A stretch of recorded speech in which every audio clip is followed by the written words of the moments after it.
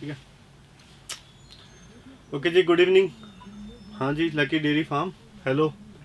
Robin Sainwal, आ जाओ जी, सब लाइव आ जाओ।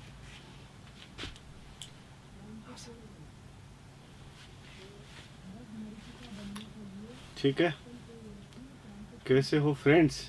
फ्रेंड्स अच्छे हैं फ्रेंड्स, चाय पी लो हैं।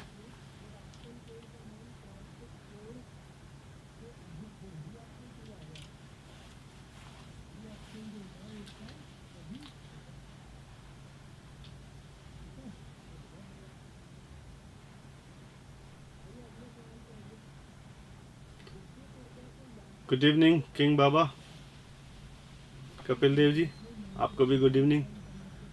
ठीक है, तो शुरू करते हैं अपनी कहानी आज वापस से। Good evening, good evening, good evening, राम राम। काचू पारिक, पुष्पेंद्र मेघवाल जी, आपको गुड इवनिंग।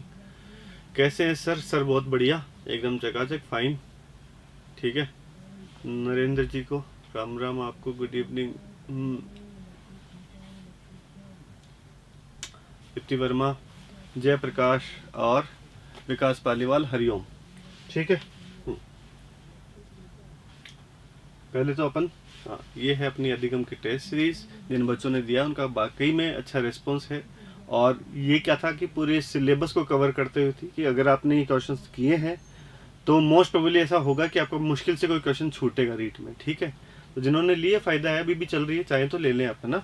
इतना कोई ज़्यादा इसकी कॉस्टिंग वगैरह नहीं है, तो आप ले सकते हैं इसको। टॉपर्स नेम तो दो भाई, अरे नेम खा गए बच्चों के। ओके, चलो प्रश्न लेते हैं अपन। निःशुल्क एवं अनिवार्य शिक्षा के अधिकार अधिनियम में अनिवार्य शब्द का अर्थ क्या है?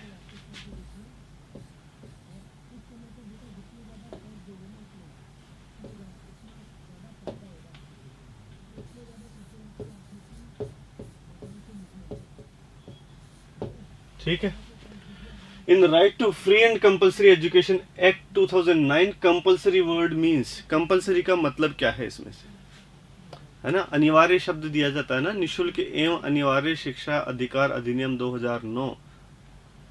रूपारेल नदी के उद्गम स्थल से प्रणाम। ठीक है जी, रूपारेल वालों आप भी आ जाओ।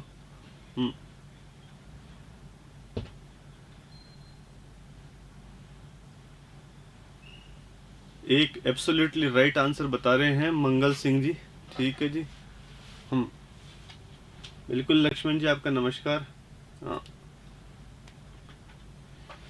तो संबंधित सरकारें दाखिले, उपस्थिति और प्रारंभिक शिक्षा की पूर्णता को सुनिश्चित करेंगी, ये अनिवार्यता है। अभिभावकों को संबंधित आयु वर्ग के बच्चों को अनिवार्य रूप से विद्यालय भेजना होगा, अन्यथा दंडात्मक कार्यवाही होगी। आरटी के परिप्रेक्ष्य में तो ये बात भी सही तो है। अनिवार्य शिक्षा सतत परीक्षण और मूल्यांकन के माध्यम से प्रदान की जाएगी। एक सत्र में कम से कम 75% उपस्थिति अनिवार्य की गई है। ठीक है, तो बातें तो लगभग सारी है, पर आरटीई के परिप्रेक्ष्य में, है ना, निःशुल्क एवं अनिवार्य शिक्षा का अधिकार यानी कि right to compulsory and free education act जो हमारा है, उसके परिप्रेक्ष्य में देखा जाए तो अनिवार्य क्या चीज है, क्योंकि सरकार को बाधित करता है। सरकार को कह सकता है कि सरकार को कहा गया है, यहाँ पर सरकार को निर्देश दिए गए हैं कि सभी बच्चों की, जो 6 से 14 साल के जो बच्चे हैं, उनकी जो है शिक्षा की व्यवस्था सुनिश्चित की जाए। प्रारंभिक शिक्षा जो है ना, उसकी सुनिश्चित की जाए। प्रारंभिक शिक्षा मतलब कि पहली से लेके 8वीं तक का बच्चा, यानी कि पहली से लेके 8वीं तक की जो है निःशुल्क शिक्षा और अनिवार्य होनी चाहिए। शिक्षा निःशुल्क भी होनी चाहिए और अनिवार्य भी होनी चाहिए। ठीक है जी, अगला है संस्कृति मुक्त परीक्षणों के संबंध में निम्न में से कौन सा कथन सही है? ठीक है, which of the following statements is are true about culture fair test? ठीक है, हाँ जी, ये भाषा के उपयोग को कम करने का प्रयास करते हैं। विभिन्न सांस्कृतिक समूहों के लिए परीक्षण के उपयुक्त विभिन्न संस्करण तैयार किए जाते हैं। ये उन सामग्रियों से बने होते हैं जिन्हें सभी सामाजिक संस्कृति समूहों के प्रति अनावृत माना जाता है। ये लोगों की बौद्धिकता तथा रचनात्मक कौशल पर संस्कृति के प्रभाव को आंकने का प्रयास करते हैं। तो पहली बात तो सही है, भाषा के उपयोग को कम करते हैं। संस्कृति मुक्त परीक्षण सिंपल सी बात है कि ऐसे बुद्धि या व्यक्तित्व के ऐसे परीक्षण जो जिस पर जो है किसी भी व्यक्ति पर अप्लाई करें, संस्कृति का उस पर कोई फर्क ना पड़े। संस्कृति में क्या क्या चीजें आती हैं हमारी, हमारा खान पान, हमारी वेशभूषा, हमारी भाषा, है ना। तो किसी भी देश के किसी भी व्यक्ति को ये टेस्ट दिया जाए तो वो उसको समझ पाए और उत्तर दे पाए, ठीक है। यानी कि उसमें भाषा की बाध्यता नहीं होगी, पहली चीज। तो विभिन्न सांस्कृतिक समूह के परीक्षण के लिए उपयुक्त विभिन्न संस्करण तैयार किए जाते हैं, बात तो ये भी सही लग रही है। ये उन सामग्री से बने होते हैं जिन्हें सभी सामाजिक संस्कृति समूह के प्रति अनावृत माना जाता है, यानी कि they are composed of that material which all the sociological groups have been presently exposed and they attempt to assess the all the effects, यानी कि ये उन लोगों की बौद्धिकता और रचनात्मकता कौशल पर संस्कृति के प्रभाव को आंकने का प्रयास करते हैं। ये बात गलत लग रही है जी, तो हमारी ए, बी और सी वाली बात सही है, ठीक है जी। हाँ, ये रचनात्मक कौशल पर संस्कृति का प्रभाव नहीं मापते, ये तो बौद्धिकता को या व्यक्तित्व को मापते हैं, ठीक है। ये नहीं कहते कि बुद्धि पर संस्कृति का क्या प्रभाव होता है, ठीक है। हाँ, तो जिन्होंने सी उत्तर दिया है वो ये बात को समझें कि ए बी सी तो बात सही है, डी वाली जो बात है ना वो हमारी सही नहीं है। आ जाओ, अगला है which is the correct sequence of the stages involve in the creative thinking. Creative thinking यानी कि सृजनात्मक चिंतन की हमने पहले भी पिछले टेस्टों में भी बात की है। नमस्कार सर जी, आपको भी, ठीक है। तो सृजनात्मक चिंतन की मैंने अवस्थाओं की उस दिन भी बात की थी। तो सृजनात्मक चिंतन की सही जो अवस्थाएं है ना, 5 अवस्थाएं जनरली ज्यादातर किताबों में 5 अवस्थाएं लिखी हुई है, कहीं पर 6 दे रखी है, कहीं पर 7 दे रखी है, पर जनरली 5 अवस्थाएं हैं, ठीक है।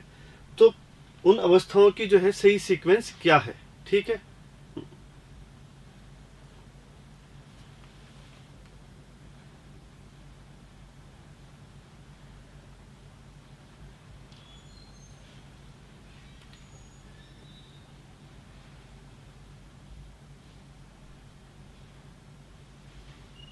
खाचोपारी जी, मैंने एक आप बता दिया।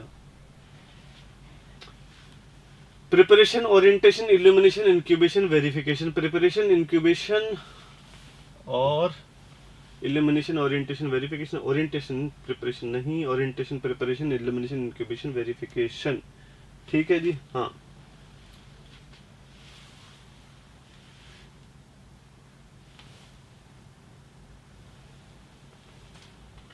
देखो सबसे पहले तो ओरिएंटेशन आएगा, फिर प्रिपरेशन आएगी, फिर इंक्यूबेशन आएगा, फिर इल्यूमिनेशन आएगा और फिर जो है वेरिफिकेशन आ जाएगा, ठीक है।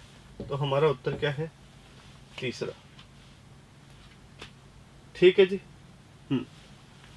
अब समझ लो क्या है सृजनात्मक चिंतन, यानी कि कोई भी व्यक्ति कोई भी सृजनात्मक चीज सोचता है ना, कुछ ना कुछ। भाई मुझे सृजनात्मकता कब आती है, जब आपके सामने कोई समस्या हो और आप उस समस्या का कोई नवीन जो है समाधान खोज रहे हैं। नवीन समाधान ऐसा कि उससे पहले वैसा समाधान किसी ने नहीं किया, तो मतलब आप सृजनात्मकता का उपयोग कर रहे हैं। जैसे 2+2 है, ठीक है। अब इसका उत्तर पता करने के लिए आप कोई सृजनात्मकता नहीं करेंगे, तो आपको सिखाया गया है, इसमें आपने कुछ नया नहीं रच दिया है, ठीक है। तो इसका समाधान करते हुए आप जो उत्तर ढूंढने का प्रयास करेंगे उसमें आपकी कोई सृजनात्मकता नहीं है, ठीक है। लेकिन मान लीजिए कोई ऐसी समस्या है ना, जैसे ये जो कंपनी वगैरह होती है, फोन कंपनियां वगैरह होती है, या बहुत सारी चीजें होती है, जैसे आपका कोई ऐप बना रहा है, ठीक है। तो इनके सामने बहुत सारी समस्याएं आती है कि यार ऐप में ऐसा क्या फंक्शन दें जिससे कि भाई बच्चे जो है आसानी से और समझ पाए, ठीक है। तो उसकी चिंतन करते समय ये लोग सृजनात्मक रूप से सोचते हैं कि कुछ नया करें, कुछ ऐसा करें जो इनकी समस्या को हल कर दे, ठीक है। तो उसके लिए जो है सृजनात्मक चिंतन किया जाएगा। तो सृजनात्मक चिंतन की पहली बात क्या है कि उसमें हमेशा कुछ ना कुछ नया सृजन किया जाता है, ठीक है। अब नया सृजन करने से पहले जो है जनरली ओरिएंटेशन स्टेज कई किताबों में दी है, कईयों में नहीं दी है।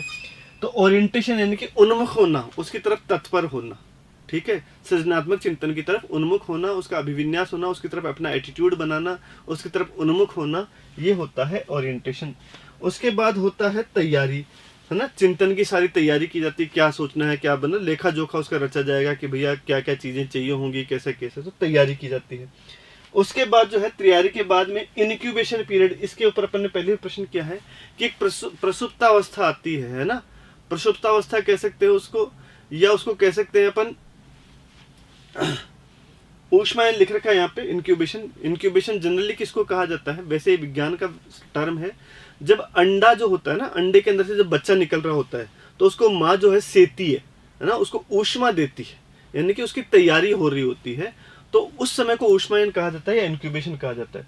तो तैयारी के बाद जब हम चिंतन करते हैं, ठीक है, तो हम चिंतन कर लेते हैं तो हमको अचानक से ही समाधान नहीं मिलता है, तो हमारी बहुत सारी हम गणनाएं करते हैं, बहुत सारी चिंतन करते हैं, बहुत सारी चीजें सोचते हैं, बहुत सारे तरीके खोजते हैं, उसके बाद जो है हमारी इंक्यूबेशन यानी कि सुसुप्त अवस्था आती है, हम शांत हो जाते हैं थोड़ी देर के लिए कि अपने चिंतन मनन को मतलब कह सकते हैं कि एक तरह से पूरा भाव देने के लिए हम थोड़ी देर के लिए शांत हो जाते हैं, उसको कहा जाता है इंक्यूबेशन पीरियड यानी कि ऊष्मायन, ठीक है, या सुसुप्त अवस्था भी लिख देंगे हिंदी को, ये टर्म आप याद रखें इंक्यूबेशन, ठीक है। इस ऊष्मायन को प्रसुप्त अवस्था या सुसुप्त अवस्था भी लिख देंगे।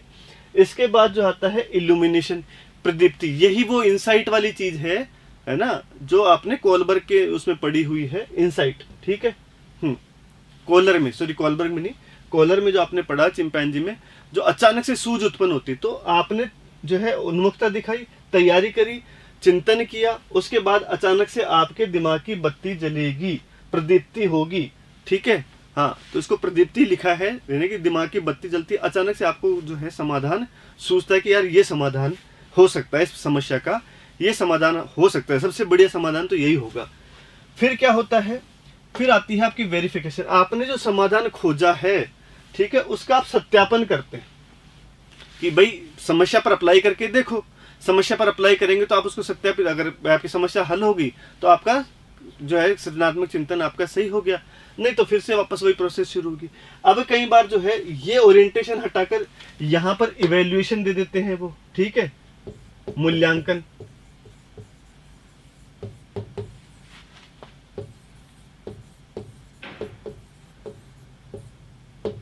ठीक है। तो अलग अलग किताबों में दे रखा है, लेकिन ये सीक्वेंस आपको याद होनी चाहिए, और यहां से कई बार प्रश्न आ चुका है, ठीक है। तो ये सीक्वेंस ऐसी की ऐसी आपको याद होनी चाहिए। अगर मान लो आपके मूल्यांकन या इवेल्युएशन शब्द आ गया बीच में और ये ओरिएंटेशन नहीं दिया, इनमें से कोई भी नहीं दिया, 4 शब्द दिए हैं, तो आपको उन चारों को इसी क्रम में जमाना है। अब मान लो मूल्यांकन आ गया, तो मूल्यांकन को कहाँ रखना है, इंक्यूबेशन और इल्यूमिनेशन के बीच में रखना है, ठीक है जी। हाँ,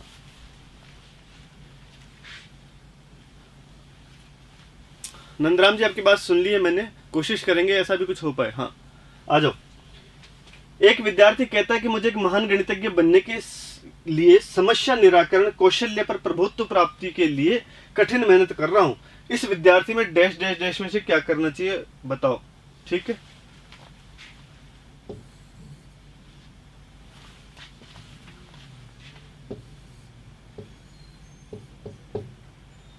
इस विद्यार्थी में क्या है ये बताओ आप, ठीक है। हाँ, एक विद्यार्थी कह रहा है कि मुझ में गणितज्ञ बनना चाहता हूं मैं, और उसके लिए मैं मेहनत कर रहा हूं, ठीक है। इस व्यक्ति में आंतरिक अभिप्रेरणा है, बाह्य अभिप्रेरणा है, गणितीय अभिप्रेरणा है, या कौशल सीखने की अभिप्रेरणा है। सुमन जीनगर जी आंसर दे रही है 1। बिल्कुल रोशनी जी, रोबिन जी सही चल रहे हैं, अपन अभी जल्दी करवाएंगे, आज 1 घंटे में खत्म है आपका काम। सबका उत्तर सही आ रहा है लगभग, हाँ, ठीक है। आंतरिक अभिप्रेरणा है, इसको कोई बाहरी स्वाद नहीं है, खुद के लिए कर रहा है काम, ठीक है, खुद के बढ़िया होने के लिए कर रहा है, ठीक है। हाँ जी। और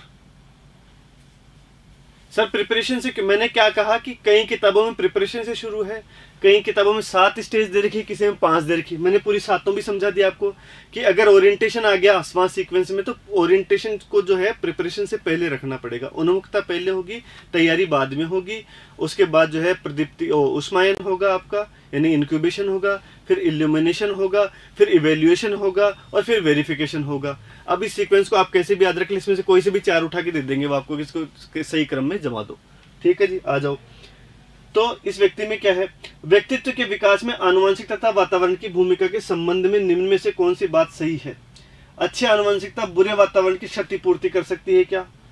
आनुवंशिक तथा वातावरण का योगदान बराबर ही रहता है। पूरा वातावरण बुरा वातावरण है, ठीक है। बुरा वातावरण अच्छी आनुवंशिकता को दबा सकता है, वातावरण की आनुवंशिकता की क्षतिपूर्ति कर सकता है। क्या लिखा है ये, good environment can make up for. हाँ, वातावरण जो है आनुवंशिकता की क्षतिपूर्ति कर सकता है, यानी कि आनुवंशिकता में कोई कमी रह गई हो तो वातावरण उसकी पूर्ति कर सकता है।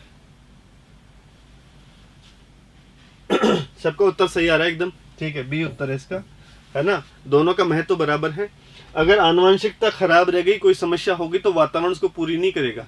ठीक है, आनुवंशिक रूप से कर किसी की बुद्धि कम है ना, बुद्धि किस पर निर्भर करती है, हमारा आईक्यू लेवल किस पर निर्भर करता है, हमारे आनुवंशिकता पर। अगर किसी की बुद्धि कम है तो वातावरण उसकी क्षतिपूर्ति नहीं कर सकता। उसको आप कितना भी बादाम खिला लो, कितने भी खोपरे गिना लो, कितना भी जो है शंख पुष्पी का तेल पिला दो, उसकी बुद्धि जो उसको आनुवंशिकता में दी गई है उससे वृद्धि नहीं होती। जो टिंग ना साइज में छोटे होते हैं, लंबे होते हैं लोग, तो उनको कितना भी वातावरण दे लो, कितना भी पोषण दे लो, उनकी हाइट उतनी ही रहेगी जितनी उनकी आनुवंशिकता में लिख दी गई है। दूसरी चीज है, अच्छी आनुवंशिकता बुरे वातावरण की क्षतिपूर्ति कर देगी, ये बात भी गलत है। किसी की बहुत अच्छी बुद्धि है लेकिन वातावरण ऐसा मिला कि वो कच्ची बस्ती में पैदा हुआ, वहां पर ना पढ़ने की व्यवस्था, ना खाने की व्यवस्था, ना पोषण मिल रहा है, तो ऐसा वातावरण जो है उसकी आनुवंशिकता को भी दबा देगा, क्षतिपूर्ति नहीं कर सकता। ठीक है, तो आनुवंशिकता और वातावरण का योगदान बराबर ही होता है। हाँ, बराबर योगदान, बराबर अंतर क्रिया करेंगे तभी तो बराबर होगा ना योगदान। ये कथन देखो, आनुवंशिकता और वातावरण की डिबेट है, नेचर वर्सेस नर्चर कहते हैं। कुछ मनोवैज्ञानिक कहते हैं कि भाई आनुवंशिकता का ज्यादा वो है, कुछ कहते हैं कि नहीं, वातावरण ही सब कुछ है, आनुवंशिकता कोई ज्यादा रोल नहीं करती व्यक्ति के विकास में। तो भाई साहब हंसराज जी मेरी सुन लो पहले, ठीक है। अब दोनों का ये है गुणात्मक कैसे होगा, आप समझिए इस चीज को। तो ये डिबेट है नेचर वर्सेस नर्चर की। मेरे जैसे लोग कहते हैं कि भाई आनुवंशिकता का बहुत महत्व है, वातावरण को खास योगदान नहीं करता है। कुछ लोग जो है वो कहते हैं कि नहीं, वातावरण ही बहुत इंपॉर्टेंट होता है। तो अल्टीमेटली एक मध्यम मार्ग निकाला गया कि भाई जो है दोनों का ही इंपॉर्टेंट रोल है, पहली चीज तो। अब गुणात्मक कैसे है कि आनुवंशिकता आपके विकास की सीमा को तय कर देती है। ठीक है, आनुवंशिकता आपके विकास की सीमा को तय कर सकती है, यानी कि आपकी हाइट मैक्सिमम क्या होगी ये आपकी आनुवंशिकता तय कर देती है। आपकी बुद्धि अधिकतम कितनी होगी ये आपकी आनुवंशिकता तय कर देती है। आपका रंग कैसा होगा ये आपकी आनुवंशिकता तय कर देती है। आपका मिजाज कैसा होगा ये आनुवंशिकता तय कर देती है। ठीक है, तो ये बाहरी सीमा जो है, आपका विकास किस हद तक हो सकता है मैक्सिमम, वो आपकी आनुवंशिकता तय करती है।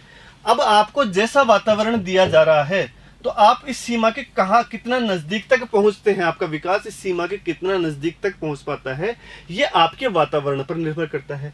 मान लीजिए कि आपकी आनुवंशिकता में आपकी लंबाई 6.5 फीट की है।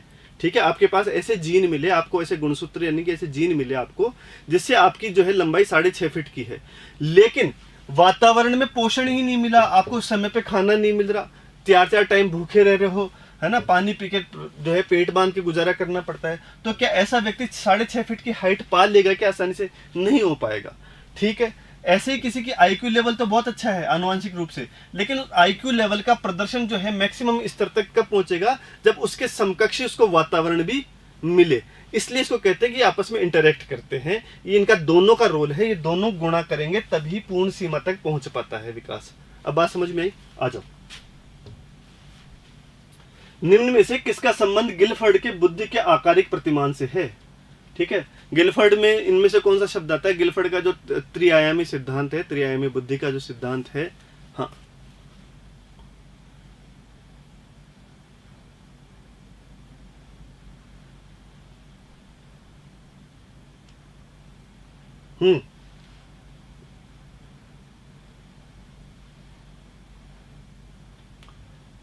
अरे इनमें से कौन सा शब्द जो है गिलफर्ड के उसमें आता है?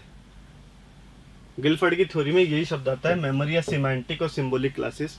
ठीक है, यानी कि प्रतीकात्मक। जीएस कारक तो किसका है? स्पीयरमैन का है। तरल तथा रवादार बुद्धि आपने पढ़ी होगी, शब्द प्रभाव वहां पर कोई शब्द ऐसा है ही नहीं। ठीक है,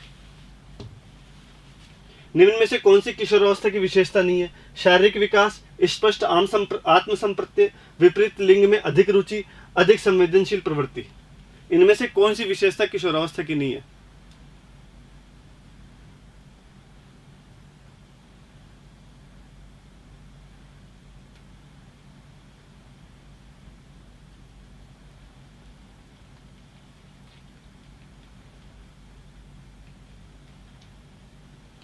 इसका प्रश्न का उत्तर लिख के दें आप जवाब। ठीक है, शारीरिक विकास में तेजी होती है क्या वहां पर?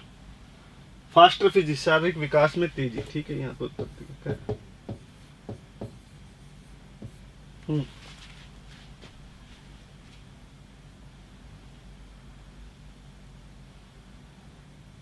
B D B D B D B D D D B. ठीक है जी। हाँ, अब देखो, ये पहला है शारीरिक विकास में तेजी, सबको पता है। विपरीत लिंग में अधिक रुचि, ये भी सबको पता है। अधिक संवेदनशील प्रवृत्ति, हाइटेंड इमोशनल टेंडेंसीज, भाई बहुत संवेदनशील होते हैं, उनके इमोशन जो है ना वो बहुत संवेदनशील होते हैं, वो आसानी से कंट्रोल नहीं करते हैं। ठीक है, उनके इमोशंस आपस में कंट्रोल नहीं होते। किशोरावस्था बच्चों के बहुत संवेदनशील होते हैं। सबसे ज़्यादा सुसाइडल टेंडेंसीज इसी अवस्था में पाई जाती है। सबसे ज़्यादा सुसाइड इसी अवस्था के बच्चे करते हैं, क्योंकि इमोशंस पे कंट्रोल नहीं होता, बहुत संवेदनशील होते हैं, बहुत सेंसिटिव होते हैं। स्टेबल एंड क्लियर आत्मसंप्रत्यय है ना। स्टेबल आत्मसंप्रत्यय क्या है कि किसी व्यक्ति को अपने गुणों का भान होना, अपने गुणों का पता होना। ठीक है, उसको कहते हैं आत्मसंप्रत्यय का सही ज्ञान। यानी कि आपको ये पता है कि आपकी बुद्धि का स्तर क्या है, आपकी योग्यताएं क्या है, आपकी कमियां क्या है, आपकी एप्टीट्यूड क्या है, आपकी अभिवृत्ति क्या है, आपकी अभिक्षमता क्या है, इन सारी चीज़ों का, आपकी हैसियत क्या है, आपका आर्थिक स्तर क्या है, उसके अनुसार जो है आप अपना कदम उठाते हैं। अगर ये सब चीज़ें आपको पता है और उसके अनुसार आपने अपने लक्ष्य का चुनाव कर रहे हैं, तो आपको सफलता अच्छे से मिलेगी। लेकिन जो किशोरावस्था के बच्चे होते हैं, इनका स्पष्ट आत्मसंप्रत्यय नहीं होता, इनको अपनी योग्यताओं का सही से पता नहीं होता है।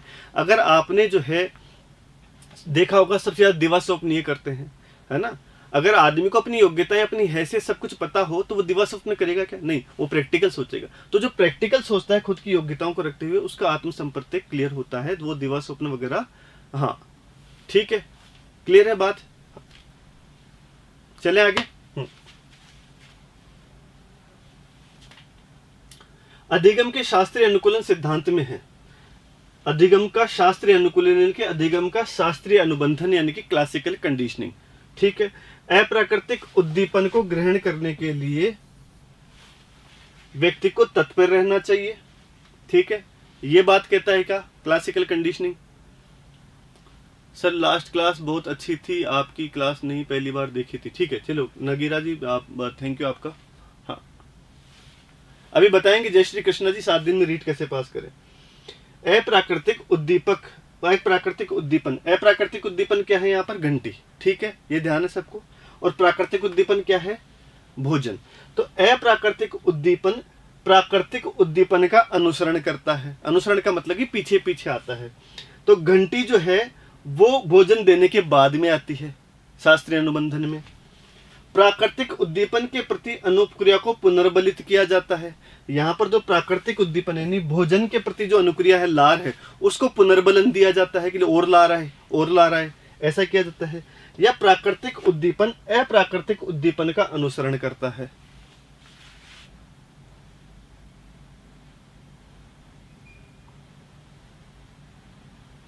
Sir play age later childhood है ना।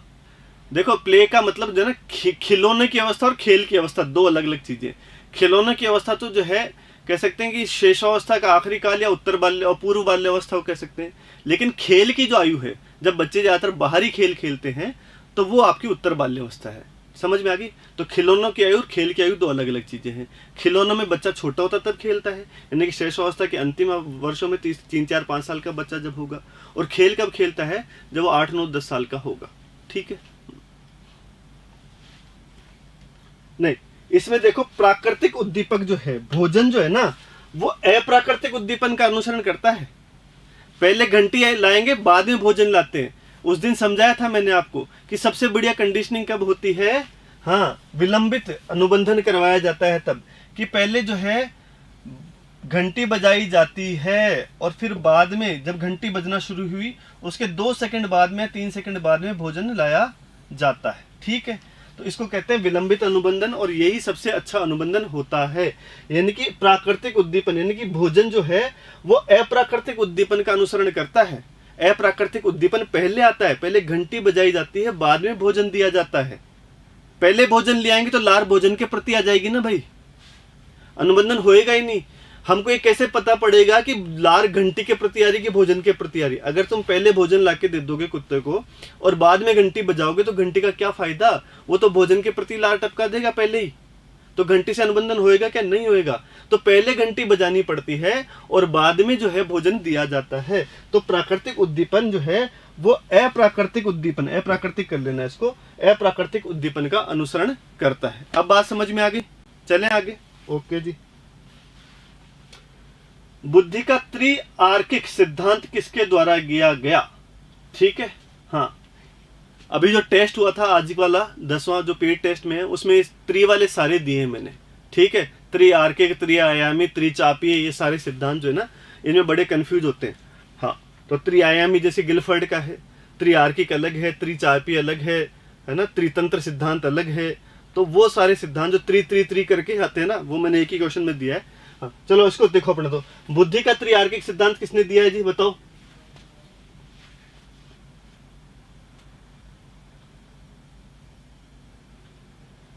ना, हाँ बिल्कुल, कुछ का उत्तर सही है, स्टर्नबर्ग ने दिया। ठीक है, चले। हाँ, बी बी बी बी बिल्कुल बिल्कुल। ओके जी।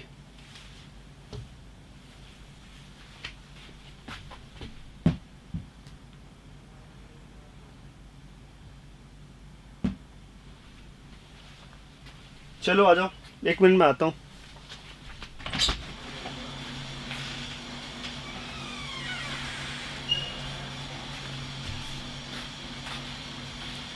हाँ, बच्चे अपने वातावरण के साथ संबंध बनाते हुए अपनी डैश का विकास कर लेते हैं, किसने कहा है? अरे क्या बात है, टेस्ट दिया। Children construct their own understanding. ठीक है, अपनी समझ का विकास कर लेते हैं।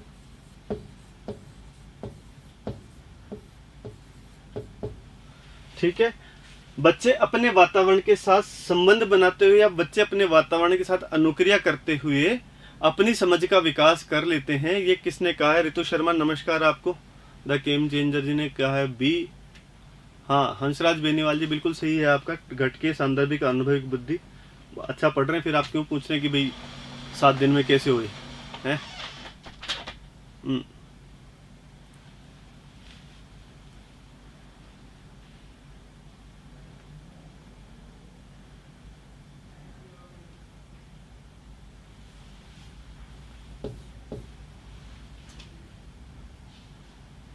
ठीक है, ओके। पियाजे ने कहा है हाँ, अपनी समझ का विकास कर लेना, यानी कि दे कंस्ट्रक्ट देयर ओन नॉलेज। ठीक है, ये वर्ड जहां पर भी आए, ठीक है, हाँ, कंस्ट्रक्टिविज्म की बात कर रहे हैं। बच्चे अपने ज्ञान का निर्माण स्वयं करते हैं, ये किसने कही है? कंस्ट्रक्टिविस्ट जो लोग हैं, पियाजे, ब्रूनर, वाइगोस्की, वो लोग ये बात कहते हैं। उसमें से पियाजे ये कहते हैं कि अपने ज्ञान का निर्माण बच्चे स्वयं करते हैं। तो शिक्षक की क्या भूमिका है फिर? शिक्षक की भूमिका जो है सुलभकर्ता की, या कह सकते हैं कि फैसिलिटेटर की भूमिका होती है। शिक्षक को जो है फैसिलिटेटर है। आप अपने ज्ञान का निर्माण स्वयं कर रहे हो, मैं तो सिर्फ आपकी सहायता कर रहा हूं, मैं तो आपको इंफॉर्मेशन दे रहा हूं। बात समझ में आ गई? कंस्ट्रक्टिविज्म क्या कहता है कि देखो, अब सर ऐसी क्या बात हुई भाई, कैसे अपने ज्ञान का निर्माण कर लेते हैं? मैंने कहा कि मान लो मैं कहता हूं कि गुलाबी हाथी, ठीक है, एग्जांपल मैं कई बार दे चुका हूं पहले भी। अब ये गुलाबी हाथी के नाम की इंफॉर्मेशन मैंने दी आपको, तो इसकी रचना आप अपने मन में स्वयं करेंगे। आप इसको समझेंगे आपके मन के अनुसार, आपका मस्तिष्क, आपकी बुद्धि जो कह रही है उसके अनुसार समझेंगे। अब आपके सबके मन में गुलाबी हाथी के अलग अलग चित्र बनेंगे। किसी का गुलाबी हाथी बहुत बड़ा है, किसी का गुलाबी हाथी छोटा सा है, किसी का गुलाबी हाथी सजा धजा है, किसी का गुलाबी हाथी में बहुत जो है गंदा सा है, कीचड़ में सना हुआ है, किसी के गुलाबी हाथी के बड़े बड़े कान हैं, किसी के गुलाबी हाथी के दांत हैं, किसी के नहीं है। तो ये सबकी, मैंने सिर्फ एक वर्ड बोला गुलाबी हाथी, लेकिन आपने अपने हिसाब से अंडरस्टैंड किया उस चीज को। ऐसे जो सारी चीजें मैं समझा रहा हूं, हर बच्चा इसको अपने हिसाब से समझ रहा है। इंफॉर्मेशन तो सेम ही दी जा रही सबको, लेकिन अपने मन में अपने हिसाब से ही जमाते हो आप नॉलेज को। उसको कहते हैं ज्ञान की रचना करना। तो बच्चे ज्ञान की रचना अपने हिसाब से करते हैं, टीचर तो फैसिलिटेटर की भूमिका निभाता है। बात समझ में आ गई कि ज्ञान की रचना किसको कही जाती है? ठीक है, हाँ हाँ बिल्कुल, विचार बिंब बनाना पड़ेगा, यही संज्ञान है। और जी आ जाओ, आगे चले। शिक्षा मनोविज्ञान अध्ययन है, मनोविज्ञान का, शिक्षा मनोविज्ञान अध्ययन है जहां पर, शिक्षा मनोविज्ञान जो है ना, वो क्या चीज है ये बताओ आप। तो बिल्कुल, तो यही कहा मैंने टेक OXG कि नेचुरल स्टिमुलस जो है वो घंटी का अनुसरण करता है, घंटी के बाद आएगा। प्राकृतिक उद्दीपक जो है वो अप्राकृतिक उद्दीपक का अनुसरण करता है। और यही बात तो मैंने कही है, अनुसरण करना मतलब कि पीछे पीछे आना, है ना। आप अपने पिताजी का अनुसरण करते हैं तो आप उनके पीछे पीछे चलते हैं। आप अपने शिक्षक का अनुसरण करते हैं तो आप उनके पीछे पीछे चलते हैं। मैं उसका अनुसरण करता हूँ, यानी कि उसके पीछे चलता हूँ। तो अनुसरण जो कर रहा है वो पीछे चलेगा। प्राकृतिक उद्दीपक जो है अनुसरण कर रहा है तो वो पीछे चल रहा है, और किसका अनुसरण कर रहा है वो आगे चलेगा। किसका अनुसरण कर रहा है? घंटी का, यानी कि अप्राकृतिक उद्दीपक का। तो अप्राकृतिक उद्दीपक आगे आगे चल रहा है, यानी कि अप्राकृतिक उद्दीपक पहले आता है, प्राकृतिक उद्दीपक बाद में दिया जाता है। अरे वाह, गैंगटॉक से लाइव पढ़ रहे हो आप भी, थैंक यू जी आपको। गैंगटॉक बहुत ही सुंदर सिटी है, सुंदर शहर है। हाँ, ऑर्गेनिक तो है ही। ठीक है।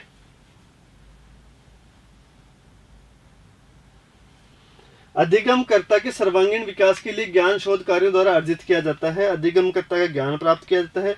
स्कूली शिक्षा के लिए अनुभववादी शोध की जाती है और मनोविज्ञान के सिद्धांत शिक्षा पर लागू होते हैं। ये तीसरा उत्तर कौन कौन दे रहा है भाई इसका?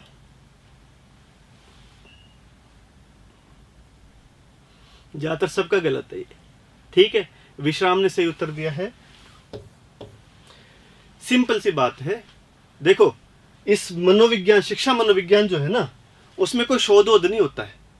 आपको ये जो अधिगम पढ़ाया जा रहा है, आपको ये जो व्यक्तित्व पढ़ाया जा रहा है, आपको ये जो बुद्धि का चैप्टर पढ़ाया जा रहा है, इसके सारे शोध कहां पर हुए हैं? मनोविज्ञान विषय में हुए हैं। मनोविज्ञान विषय में जो भी शोध हुए हैं, मनोविज्ञान विषय के जो भी सिद्धांत हैं, उन सिद्धांतों में से जिस जिसका उपयोग शिक्षा में किया जा सकता है, उनका शिक्षा में प्रयोग कर लिया जाता है एज इट इज, वहां से उठाकर। तो शिक्षा मनोविज्ञान जो है वो मनोविज्ञान विषय की एक अनुप्रयुक्त शाखा है। समझ में आ रही बात? यानी कि असली ज्ञान कहां पर है, असली नॉलेज कहां पर हो रहा है? मनोविज्ञान विषय में। जो वास्तव में मनोविज्ञान विषय है, साइकोलॉजी जो विषय है, वहां पर अधिगम भी एक पार्ट होता है, वहां पे जो है बुद्धि है, वहां पे स्मृति है, वहां पे व्यक्तित्व है ना, वहां पे बहुत सारे चैप्टर्स हैं। तो वहां पर शिक्षा की जो काम काम के चैप्टर हैं, ठीक है, वो शिक्षा के काम काम के चैप्टर आपकी शिक्षा में ला देते हैं हम। भाई ये शिक्षा के काम के, वहां पर देखो मनोविकार भी पढ़ाए जाते हैं बहुत सारे, लेकिन वो आपको नहीं पढ़ाए जाते ना। तो सारा शोध, सारी थ्योरी कहां पर डेवलप हो रही है? वो सारी थ्योरी डेवलप हो रही है मनोविज्ञान विषय में। उसमें से जो शिक्षा के काम की चीजें हैं वो शिक्षा में ले आए जाते हैं, उसमें से जो मेडिकल के काम की चीजें वो मेडिकल वाले ले जाते हैं, है ना। उसमें से जो मान लो ये भूत प्रेत वाली बीमारियां होती है ना, हाँ, जिनके यहाँ से हिल जाता है ना, जो साइकेट्रिक जो डिसीज वगैरह होती है, उनके काम की चीजें, उनके भी शोध यहाँ से होते हैं, वो भी अनुप्रयुक्त अपने ले जाकर अपने सब्जेक्ट में करते हैं। तो मूल शोध कहाँ पर हो रहा है? मनोविज्ञान में।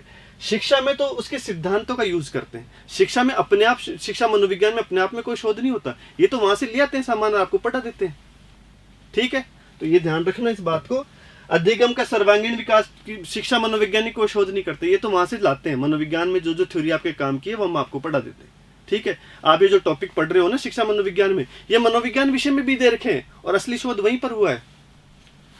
ठीक है, चलो आ जाओ।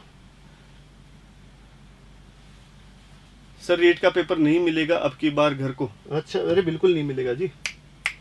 CWSN का अर्थ है, आ जाओ, CWSN का अर्थ बताओ।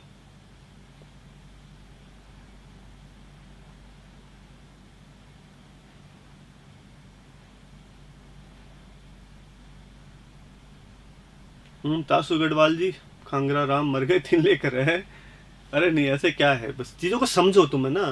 थोड़ा सा उत्तर देने में इतना कोई बात नहीं, यहाँ पर होती है, वहां पर तुमको समय मिलेगा आराम से सोच समझ कर। वैसे भी नेगेटिव मार्किंग नहीं है, तो डोंट वरी। ठीक है, हाँ 12वें का बताओ। ए। ठीक है। स्वर्ण नगरी छोटी सादड़ी से आपको चरण स्पर्श, बिल्कुल आपको भी छोटी सादड़ी वालों। फिर कैसे चेक करेंगे हम? ठीक है, children with special need, CWSN। ठीक है, विशेष आवश्यकताओं वाले बच्चे। आ जाए, चले आगे आ जाओ।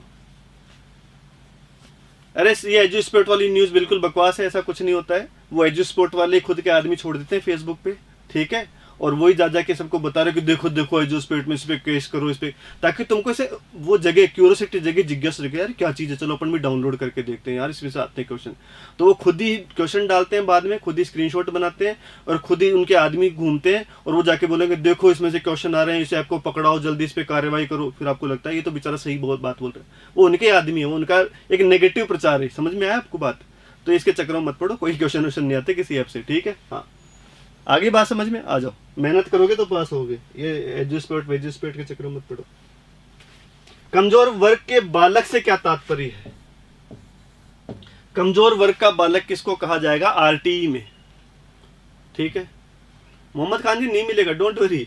हाँ, अरे 90 नंबर 55 यार, तुम 83 नंबर नहीं ला सकते, क्या बात कर रहे हो? आराम से आएंगे। 50% पेपर सोल्व करना है तुमको, कैसी बातें कर रहे हो? जो बच्चा लाइव बैठ के पढ़ रहा है, 7 दिन पहले मेहनत कर रहा है ना, वो कोई बच्चा फेल नहीं होगा, निश्चिंत रहें आप। ये सब इधर से उधर पता नहीं कौन अफवाहें फैलाता रहता है। हाँ, तासु गढ़वाल जी, सब जगह राजनीति चल रही है। देखो, ये जो आप लाइव बैठे हो ना बच्चे, ऐसे बच्चे इस समय राजस्थान में मुश्किल से 50,000 भी नहीं है जो इस समय रात को 9 बजे पढ़ रहे हैं। ठीक है, और रीट में कम से कम 5 से 10 लाख बच्चे पास होने, कम से कम इतने पास होंगे। ठीक है, तो आप तो टॉप 50,000 बच्चों में भी हो आराम से। अभी देखो कितने लोग लाइव होंगे आपकी तरह, कौन मेहनत कर रहा है? कोई नहीं कर रहा। ऐसे बच्चे भी जो फॉर्म भर के भूल गए, उनको अभी तक वही नहीं मिल रहा, उनका परमिशन लेटर कैसे निकलेगा? तो ऐसे भी आलसी जो फॉर्म तो सभी भर देते हैं। तो इतनी चिंता मत करो, सब पास होने वाले हो तुम आज की तारीख में भी तुम्हारा कल भी रीट का एग्जाम ले लिया जाए तो तुम्हारे 70% बनेगी आराम से, डोंट वरी। आ जाओ, कमजोर वर्ग के बालक से क्या तात्पर्य है? बिल्कुल क्वेश्चन हमारे नाइस ही होते हैं। क्वेश्चन ऐसे होने चाहिए ना, ज्यादा फैक्चुअल ना हो, रटने वाली चीजें ना हो, समझ में आए तो कॉन्सेप्ट क्लियर हो जाए।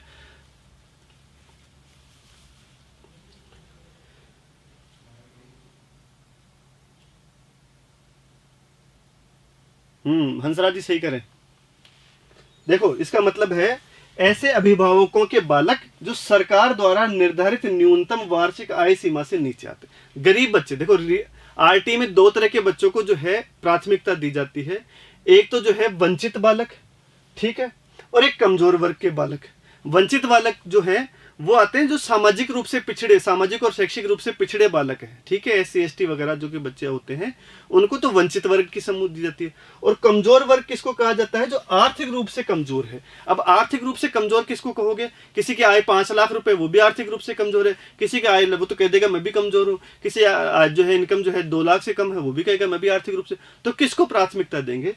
जो आर्थिक आय की जो सीमा सरकार ने निर्धारित कर रखी है आरटी के तहत, यानी कि 2.5 लाख रुपए है किसी राज्य में, किसी में 2 लाख ही है। ठीक है, तो सरकार ने तय कर रखी है, उससे कम आय, वार्षिक आय किसी के माँ बाप की है, उनके बच्चे जो हैं उनको कमजोर वर्ग के बालक कहा जाएगा। ठीक है, अब गरीबी रेखा की नीचे सीमा तो सरकार अलग तय करती है। आरटी के लिए सरकार ने अपने एक निर्धारित न्यूनतम वार्षिक आय सीमा तय कर रखी है। उससे कम आय वाले जो बच्चे होते हैं वो कमजोर वर्ग के जो है वो आते हैं। मेरे मुंह में घी शक्कर, अरे मेरे मुंह में घी शक्कर होगी जब आप मेन एग्जाम में पास होगे। ठीक है, इसमें तो होने वाले हो आप। सरदार जी, आप मेरी खाना बुलाते हुए क्लास देख रहे हैं। अरे ये बच्चे बड़े मेहनती होते हैं भाई, ठीक है ना। निम्नलिखित में से कौन सा मानसिक मंदन के लक्षणों को प्रस्तुत नहीं करता है? इसमें से 3 बीमारियों में तो मानसिक मंदता आती है, एक बीमारी जो है वहां से मानसिक मंदता नहीं आती है। ठीक है, हाँ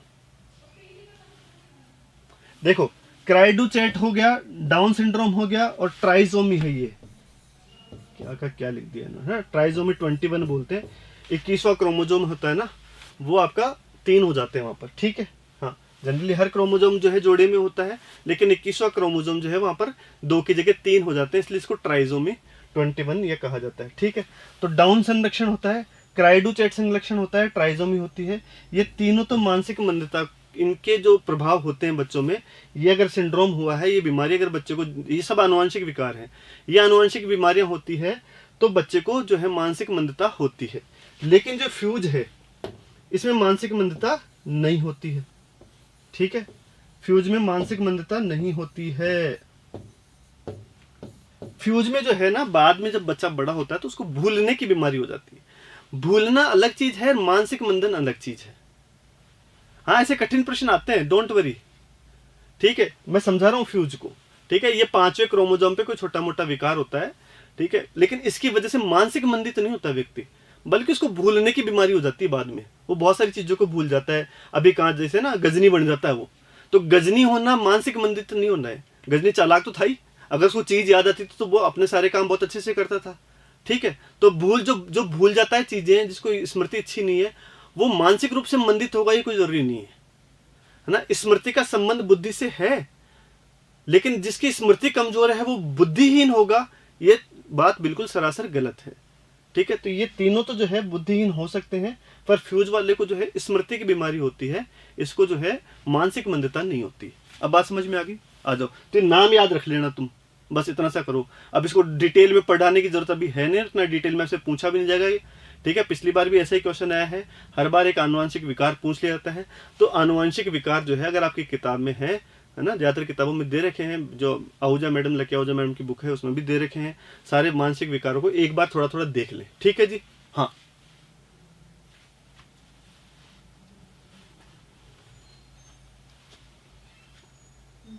अब आ जाओ, त्रिविमीय सिद्धांत, त्रिस्तरीय सिद्धांत, विद्यापीय सिद्धांत और त्रितत्व सिद्धांत। यहां पर भी आ गया कि क्या क्या दे दिया इन्होंने, त्रिचापीय को विद्यापीय कर दिया, पता नहीं क्या है।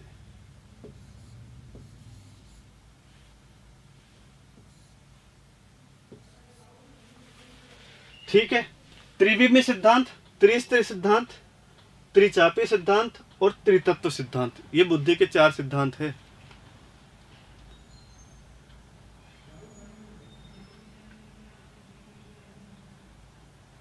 अल बेंडूरा के बारे में समझाएं। अल बेंडूरा कौन? बेंडूरा है, अल्बर्ट बेंडूरा है वो, अल बेंडूरा। समझाएंगे भी, रुक जाओ, है ना, इसको हो जाने दो। Kangra Ram ji, Albert Bandura. अब एक प्रश्न आएगा अल्बर्ट बेंडूरा का, ठीक है, वहीं समझा देंगे सारा। मिलाओ मिलाओ मिलाओ, इसमें से कौन सा आता है तुमको? त्रिविमीय सिद्धांत किस सबको आता है? ठीक है, हाँ, त्रिविमीय सिद्धांत तो किसका है? हमारा गिलफर्ड का। तो पहले में जो है दूसरा आना चाहिए, अब दूसरे पहले में दूसरा एक ही है, तो ये उत्तर है हमारा। बस इतना सरल प्रश्न था, सही है ना? बाकी अपने आप मिला लो। दूसरे में चौथा है, ठीक है, और तीसरे में है हमारा पहला त्रिचापी, हमारा स्टनबर्ग अभी पढ़ के आए थोड़ी देर पहले, ट्राइआर्किक सिद्धांत, उसको त्रिचापी कहते हैं। और त्रितत्व सिद्धांत किसका है? स्पीयरमैन का। अब बात समझ में आ गई? हाँ, द्वितत्व भी इनका ही है, त्रितत्व भी इनका ही है। ठीक है, पहले 2 तत्व खोजे थे, फिर बाद में उसको त्रितत्व सिद्धांत में उन्होंने कन्वर्ट कर दिया। तो ये त्रि नाम के बड़े कंफ्यूज करते हैं।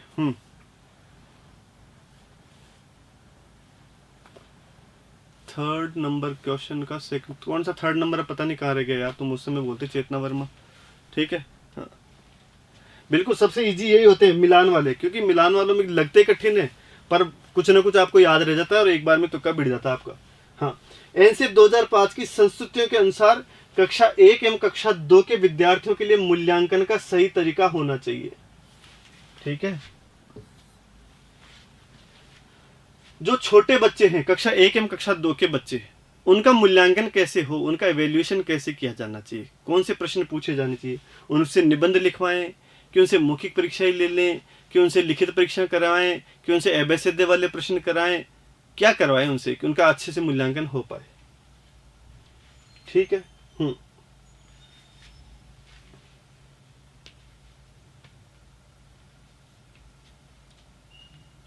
बिल्कुल बिल्कुल सही, सब सही उत्तर दे रहे हैं। उनको तो प्रेक्षण के आधार पर ही मूल्यांकन कर लो, वो जो दिख जाएंगे आपको कैसा पढ़ रहा है, कैसा परफॉर्म कर रहा है, उसके आधार पर ही मूल्यांकन हो जाता है। क्योंकि कई बार होता है ना कि बच्चा डरा हुआ होता है, पहले तो आता बहुत कुछ है लेकिन बोल नहीं पाता, तो आप मौखिक परीक्षा भी नहीं ले सकते उनकी। तो ऐसा करो कि आप उनके रूम में कैमरा लगा दो और घर बाहर बैठ जाओ, और उनका वैसे ऑब्जर्वेशन से आप जो है मूल्यांकन आसानी से कर पाओगे। वहां पर वो अपना असली दे पाते हैं जब वो अकेले में होते हैं। ठीक है, परीक्षण पुनः परीक्षण, test retest is a method to determine, परीक्षण पुनः परीक्षण जो है किसका जो है 17 का बताओ।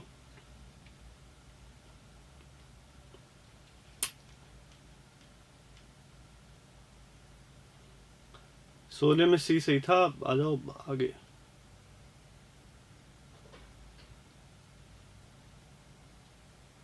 हाँ, ये वो हंसराज जी, वो ऑब्जर्वेशन मेथड जो है ना, वहाँ पे साइकोलॉजी में किस लिए पढ़ते हैं हम, कि मनोविज्ञान की जो विषय वस्तु है, मनोविज्ञान में शोध किस किस तरह से किए जाते हैं, है ना। तो वहाँ पर एक ऑब्जर्वेशन मेथड भी होता है, वहाँ पे इंटरव्यू मेथड भी होता है।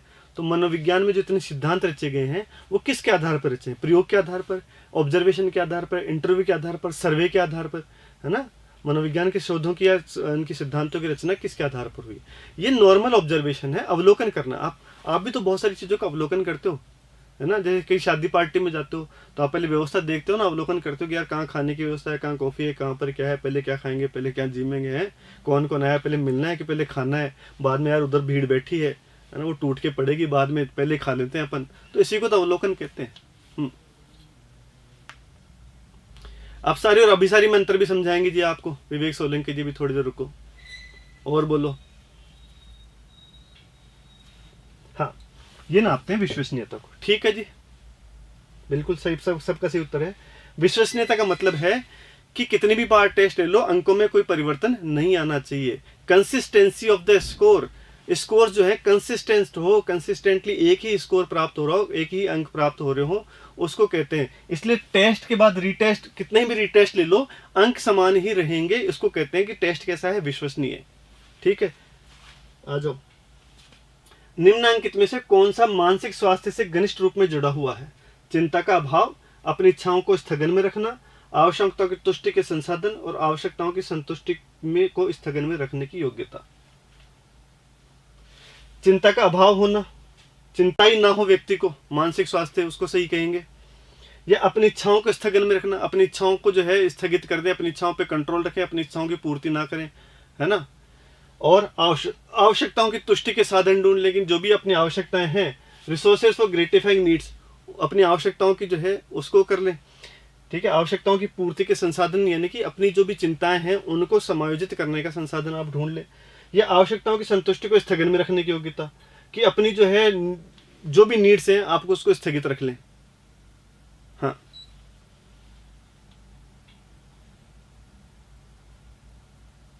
देखो, चिंता होगी नहीं ये तो तय नहीं है, चिंता तो होगी होगी, पहली चीज।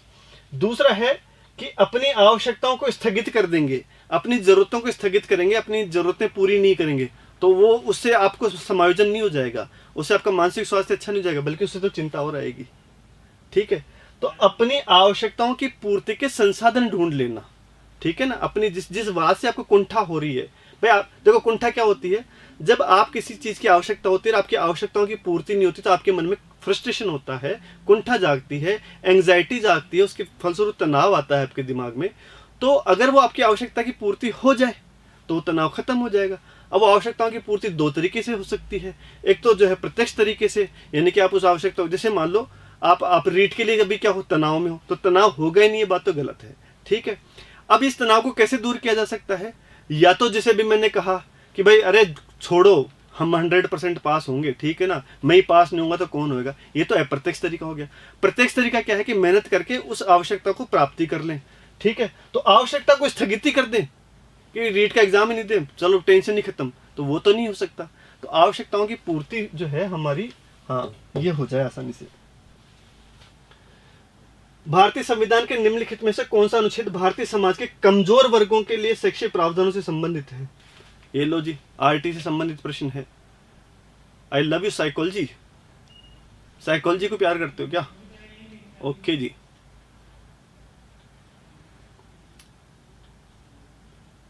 पीटी जी से जय जोहार, आपको भी जय जोहार प्रतापगढ़ वालों।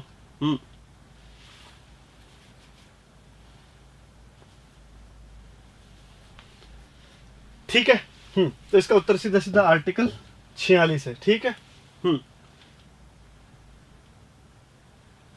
इसमें कोई बताने वाली बात नहीं है। हाँ, ठीक है, आर्टिकल 46 याद रखें।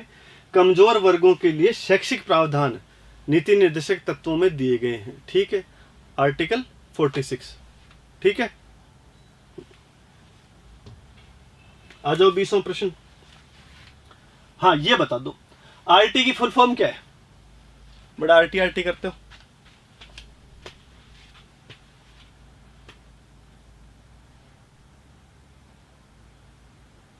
है ना, आरटी पढ़ लिया ना अच्छे से, अब आरटी की फुल फॉर्म बता दो।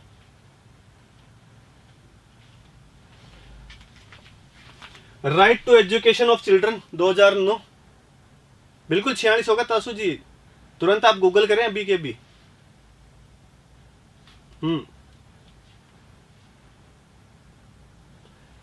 Right of children for free and compulsory education act 2009, right to education of children for free and compulsory education और right of children to free and compulsory education act 2009। बताओ जी सही उत्तर।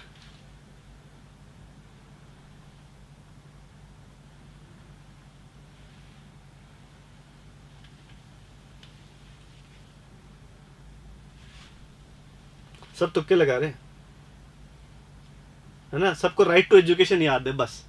आज तक किसी ने भी इसको ये ढूंढा नहीं कि इसका पूरा नाम क्या है। अंदर का सारा मसला पढ़ लिया आपने, सारा मसाला पढ़ लिया, लेकिन असली नाम क्या है? हाँ, अरे अभी गूगल कर लो, इतना क्या टेंशन लेते हो? चलो गूगल करके उत्तर दे दो।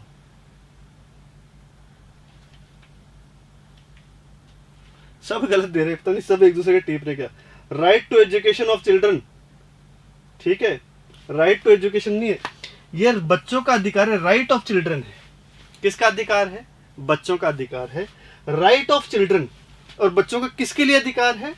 To free and compulsory education, ये बच्चों का अधिकार है। It is a right of children, बच्चों का अधिकार यानी कि राइट ऑफ चिल्ड्रन है किसके लिए? To free and compulsory education, बच्चों का अधिकार निशुल्क और अनिवार्य शिक्षा के लिए, ठीक है, ये है इसका पूरा नाम। बच्चों का अधिकार है ना, तो बच्चों के लिए अधिकार नहीं है, तो right of children to free, इसको राइट टू एजुकेशन इतना सा उठा लिया जाता है, RTE, राइट टू एजुकेशन, ठीक है। हाँ, तो कवर देखा ही नहीं, अंदर घुस गए, RT पूरा पढ़ के आ गए और RT की फुल फॉर्म याद नहीं है ना। सबसे कठिन प्रश्न आपके लिए यही था, जो कि सबसे सरल होना चाहिए था, पर सबसे कठिन हो गया हमारे लिए। आ जाओ। हाँ, अब इसको समझ लो। स्थानापन्न पुनर्बलन है, प्रत्यक्ष पुनर्बलन, क्या लिखा इन्होंने आज यार, आत्म पुनर्बलन, अप्रत्यक्ष पुनर्बलन, आंतरिक पुनर्बलन। स्थानापन्न पुनर्बलन का संबंध किससे है?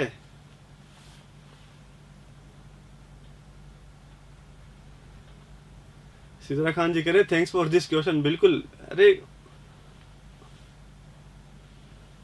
ठीक है। हाँ, चलो आज से याद रखना कि RT की फॉर्म, और आपके दोस्तों को पूछना, 100% किसी को पता नहीं है।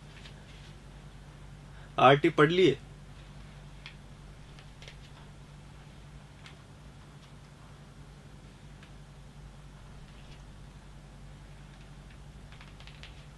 टेकवर्क्स जी सही कर रहे हो आप, ठीक है, रेमेडियल और वो सब वो उसमें आता है पहले।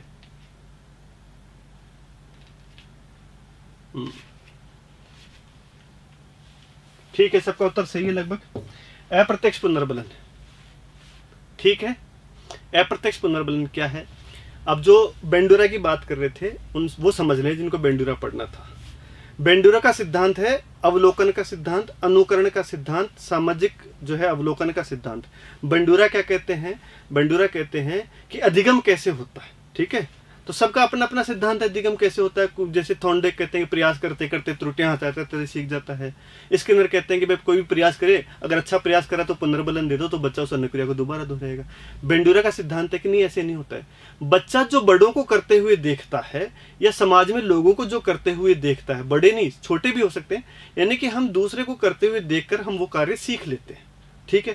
जैसे हम चलते कैसे, हम चलते कैसे, जैसे हम बड़े चल रहे हैं हमारे, हम बोलते कैसे, मैं अपने भाव कहाँ से लाया हूँ, ये सब चीज़ें मैंने बड़ों को ऐसे करते हुए देखा, इसलिए मैं भी सीख गया। या मेरे भाई बहनों को करते हुए किसी को और को, आप अपने शिष्य से भी सीख सकते हैं, छोटे भाई से भी सीख सकते हैं। तो हम जो है दूसरों का अनुसरण करके सीखते हैं चीज़ें, अधिगम ऐसे ही होता है। ये कौन कहते हैं? बेंडूरा। अब बेंडूरा से पूछा गया पुनर्बलन का महत्व, तो ये कहते हैं कि पुनर्बलन दो प्रकार का होता है। तो प्रत्यक्ष पुनर्बलन कि किसी बच्चे ने अच्छी अनुक्रिया करी तो आपने उसको तुरंत कुछ ना कुछ आपने उसको स्वादिष्ट दे दिया, कुछ आनंददायक दे दिया, तो पुनर्बलित हो गया, दोबारा वह अनुक्रिया दोहराएगा।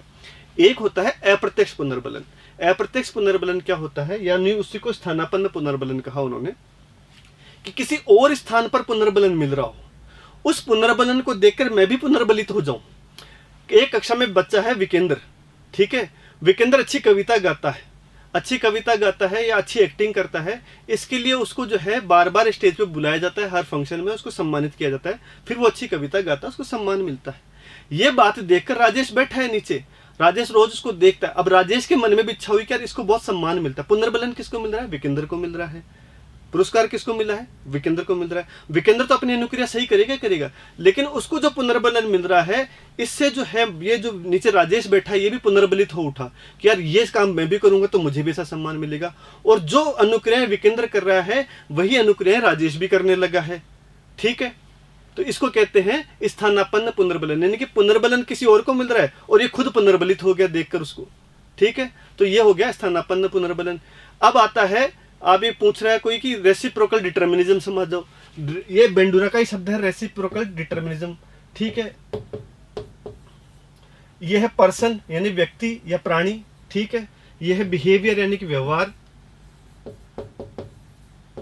और यह है एनवायरमेंट यानी कि वातावरण। ठीक है, अब ये कहते हैं कि ये तीनों जो है आपस में अन्योन्य क्रिया करते हैं। अधिगम के फलस्वरूप ये तीनों चीजें जो है आपस में अन्योन्य यानी कि एक दूसरे को निर्धारण करते हैं। ठीक है, इसको रेसिप्रोकल डिटर्मिनिज्म को ही क्या कहते हैं हम? अन्योन्य निर्धार्यता, यानी कि एक दूसरे का निर्धारण करते हैं, एक दूसरे को प्रभावित करते हैं। अन्योन्य निर्धार्यता कहते हैं इसको हिंदी में, और रेसिप्रोकल डिटर्मिनिज्म कहते हैं। ठीक है जी, तो पर्सन जो है पर्सन के ऊपर डिपेंड करेगा। जैसा पर्सन का व्यक्तित्व है, जैसे उसकी पर्सनैलिटी, वैसा उसका बिहेवियर होगा। एक ही उद्दीपक के प्रति अलग अलग लोगों का अलग अलग व्यवहार हो सकता है, क्योंकि डिपेंड करता है पर्सन पर। ये जो पर्सन है इसका व्यवहार जो है इस एनवायरनमेंट पर डिपेंड करेगा। व्यवहार किस पर डिपेंड करता है? एनवायरनमेंट को। व्यवहार एनवायरनमेंट को प्रभावित करता है। इस पर्सन का जो व्यवहार है वो जैसे मेरा जो व्यवहार है मैं एनवायरनमेंट के अकॉर्डिंग समायोजित कर लेता हूँ, एनवायरनमेंट को अपने हिसाब से बदल देता हूँ। ठीक है ना, जैसा मेरे को सूटेबल एनवायरनमेंट है मैं एनवायरनमेंट में चेंजेस ला सकता हूँ। ऐसे एनवायरनमेंट जो है मेरे बिहेवियर को निर्धारित करता है। जैसा एनवायरनमेंट है वैसा ही मेरा बिहेवियर होगा। एनवायरनमेंट पर्सन के यानी मेरे व्यक्तित्व को निर्धारित करता है। तो ये तीनों चीजें जो है एक दूसरे को डिपेंडेंट है और एक दूसरे को प्रभावित करती हैं। यही है अन्योन्य निर्धारिता यानी कि रेसिप्रोकल डिटर्मिनिज्म। आ जाओ जी, खंगरा राम जी समझ लिया पूरा, ये बंडूरा खत्म। आ जाओ।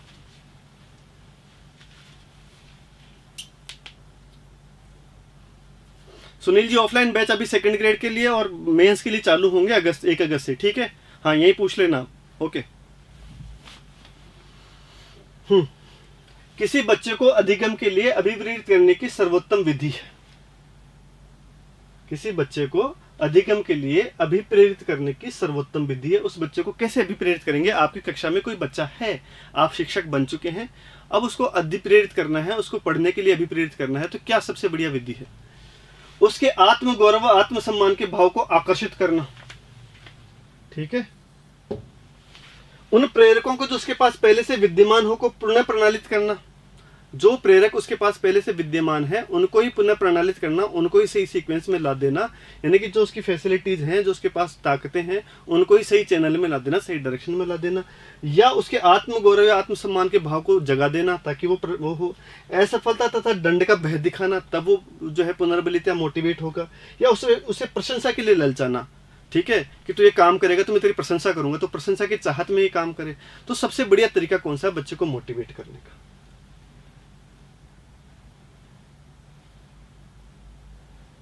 देखो ये ए वाले जो है ना, ए वाले जो है ऐसे जो है मोटिवेट होते हैं।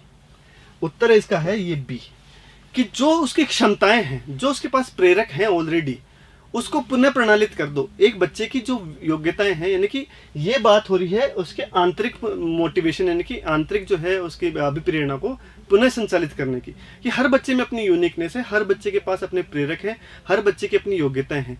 अगर वो अपनी योग्यताएं पहचान कर मोटिवेट होगा तो सफलता निश्चित प्राप्त करेगा।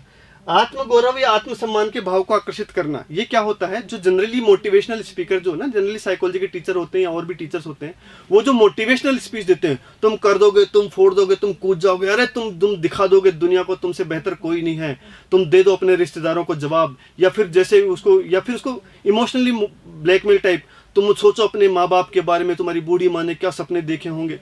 कहते नहीं कहते, इस तरह की बातें नहीं होती। वो जो लोग तुम्हें ताने देते हैं वो एक दिन तुम्हारे आगे झुकेंगे, देखना एक दिन। तो ये वाली जो बात होती है ना, ये होता है आत्मगौरव, आत्मसम्मान के भाव को आकर्षित कर देना। इससे क्या होता है कि मोटिवेशन थोड़ी देर के लिए आदमी के अंदर तो फील होता है कि यार मैं कुछ करूंगा, लेकिन ये बहुत ज्यादा लंबा चलता नहीं है। एक गुब्बारे में हवा भरते हैं ना, तो जैसे बाहर की गर्मी पड़ती है उस गुब्बारे की हवा निकल जाती है। तो सेम ये जो मोटिवेशनल स्पीच होती है, आत्मगौरव का भाव है, आत्मसम्मान का भाव किसी ने आपका जगा दिया, वो थोड़ी देर के लिए जगता है। अंततः आपकी जो योग्यताएं हैं, आपकी जो क्षमताएं हैं, आपकी जो हैसियत है, आपकी जो आदतें हैं, आप काम उसी के अनुसार करेंगे। अगर आप आलसी है ना, तो बहुत ज्यादा फर्क नहीं पड़ेगा इस चीज का। आपको अपने आलस को दूर करने के लिए अपनी अपनी जो योग्यताओं को निखारना पड़ेगा। आपकी बुद्धि जो आपके काम आएगी, आपका व्यक्तित्व आपके काम आएगा, आपकी अभिक्षमता, आपकी रुचि आपके काम आएगी। ठीक है, तो उत्तर क्या होगा? ये दंड वंड से कुछ होता नहीं है, अभिप्रेरणा नहीं आती है। ठीक है जी, आ जाओ। अधिकतम प्रबलन प्रभाव के लिए पुरस्कार कब दिया जाना चाहिए जी? प्रबलन मतलब पुनर्बलन। तो भाई पुनर्बलन का सबसे अधिक फायदा कब मिलेगा, कब दें उसको? हमने पुनर्बलन की अनुसूचियां पढ़ी थी, ठीक है, सतत पुनर्बलन और आंशिक पुनर्बलन। फिर आंशिक पुनर्बलन में भी 4 प्रकार के पुनर्बलन हमने देखे हैं। यहां ये पूछा जा रहा है कि पुनर्बलन का फायदा सबसे पहले कब मिलेगा ना, सब कब दिया जाना चाहिए पुनर्बलन? अनुक्रिया के तुरंत पहले दे दिया जाए पुनर्बलन, यानी कि बच्चे ने काम नहीं किया उससे पहले शाबाशी दे दो, वो करेगा क्या, है ना? पुरस्कार पहले दे दो, टॉफी पहले दे दो। कोई बच्चा दो, भाई तुम 100 मीटर की रेस दौड़नी है ना, तो पहले ट्रॉफी खिला दो उनको कि भाई तू जीत गया। फिर वो क्यों दौड़ेगा, मिल गई ट्रॉफी, ये पहले तो नहीं दे सकते। ठीक है, आरती शर्मा जी आवाज ठीक नहीं आती है तो कोई समस्या होगी नेटवर्क में, है ना? बाकी सबके आ रही है ठीक ठाक। हाँ बिल्कुल, तुरंत बाद देने वाले। ठीक है, तो अनुक्रिया के तुरंत पश्चात दिया जाना चाहिए। अनुक्रिया के साथ भी देंगे, देख कुत्ते वाली बात याद कर लो, साथ भी देंगे तो कोई मतलब नहीं है ना? घंटे रो साथ साथ है, भोजन तो बाद में दे, तभी तो फायदा है। क्लियर है बात? आ जाओ। स्किनर ने भी यही कहा है कि भाई अनुक्रिया के पश्चात पुनर्बलन दे दे, और इसी बात का खंडन करता है कौन? गुथरी। गुथरी कहता है कि तुम अनुक्रिया होने के बाद पुनर्बलन दे रहे हो, उसका क्या फायदा? अनुक्रिया तो वो कर चुका है, यानी सीख तो वो पहले ही गया चीजें। अधिगम के लिए तो पुनर्बलन देते हैं, तो वो तो पहले ही सीख गया, तभी तो अनुक्रिया किया है। अब वो अनुक्रिया के बाद पुनर्बलन देते, उसका कोई महत्व नहीं। ये बात कौन कहते हैं? गुथरी। यानी गुथरी पुनर्बलन के महत्व को नकार देते हैं। ठीक है, एक नई ज्ञान ले लो आप, जानकारी। आ जाओ अगले। रोशा इंकब्लोट टेस्ट परीक्षण में क्या शामिल है? ठीक है, 2 उत्तर।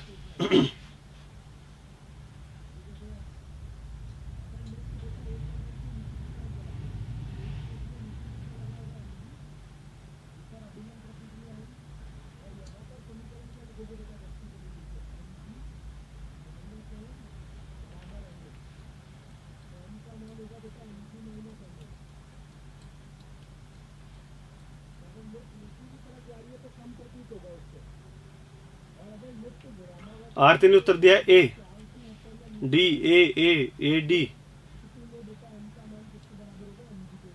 भूपेंद्र ने रिट्रैक्ट कर लिया अपना मैसेज। ओके,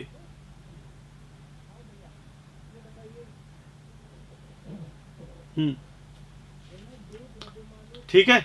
ये वाला प्रश्न मैंने, ये सारे प्रश्न जो भी जो पेड टेस्ट सीरीज है ना 49 रुपए की जो मैंने बताई थी, उसमें बहुत अच्छे अच्छे प्रश्न ही है, जहाँ पे छोटी छोटी चीजें बहुत डिटेल में आपको दे रखी है, तो आप वो लेते तो वो बहुत फायदेमंद होगा। ऐसा नहीं कि सर अपना टेस्ट बेचने के लिए ऐसा कुछ कर रहे हैं। मैं सिर्फ इतना सा कह रहा हूँ कि बहुत सारी चीजें मैं सॉल्व नहीं करा सकता, लेकिन इतना तुमने सीखा है तो अपनी जानकारी को वहाँ और परख सकते हैं आप। तो वो चाहे तो ले सकते हैं, वो एक बुक की तरह काम करेगा। अगर किसी को मनोविज्ञान में बहुत अच्छा कुछ करना है कि भाई चलो ठीक है यहाँ से मेरे को भी संतुष्ट हो जाना है, तो यहाँ से भी ठीक है, वहाँ चले जाए तो वो बेटर है। जिसने पहला पढ़ के छोड़ दिया ना, वो पहले के चिपक गया। हाँ आ जाओ, ठीक है, ओके जी। श्वेत श्याम में सिर्फ काले नहीं है, ब्लैक एंड व्हाइट है। ठीक है, 5 ब्लैक एंड व्हाइट और 5 मल्टी कलर्ड। मल्टी कलर्ड में से भी 2 जो हैं वो रेड वाले, वो सब वहां पे लिखा हुआ है। ठीक है, हाँ इतना सा तो याद रखें आप। थर्स्टन और लिकट मापनी का उपयोग होता है। ये मापनी किसके लिए काम में ली जाती है जी? रघुनंदन गुर्जर जी धौलपुर से राम राम आपको।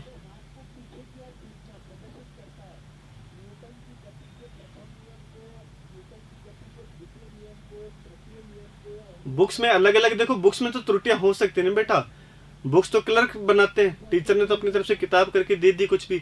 अब जब टाइपिंग होती है, क्वेश्चंस का मिलान होता है, तो वहाँ छोटी मोटी उत्तरों की गलतियां हो जाती हैं कि ए की जगह बी हो गया, बी की जगह सी हो गया। जो टाइपिस्ट होते हैं उनसे गलतियां हो जाती है बहुत बार प्रूफ रीडर होने के बाद भी। तो किताबों की गलतियां, हाँ, उसके जो कंटेंट है उसमें गलती नहीं उनकी, प्रश्नों के उत्तरों में गलतियां चलती है बुक्स में, ठीक है, हर किताब में होती है। कुछ स्वीकार कर लेते हैं, कुछ स्वीकार नहीं करते, पर हर किताब में गलतियां हैं प्रश्नोत्तरों में, ठीक है।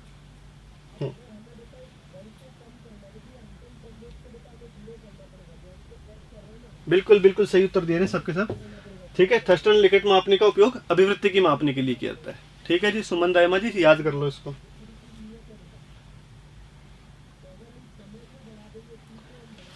आ जाओ, ये देखो, अब बताओ मानसिक मंदन की श्रेणियां। मानसिक मंदित कौन कहलाता है, पहले तो ये बताओ। मानसिक मंदित वो व्यक्ति होता है जिनका 70 से नीचे का आईक्यू लेवल होता है, ठीक है। 70 से जो 90 के बीच वाले होते हैं उनको बॉर्डर लाइन कहते हैं, ठीक है, यानी सीमा पर हैं वो। और 90 से 110 वाले होते हैं सामान्य बुद्धि वाले, ठीक है।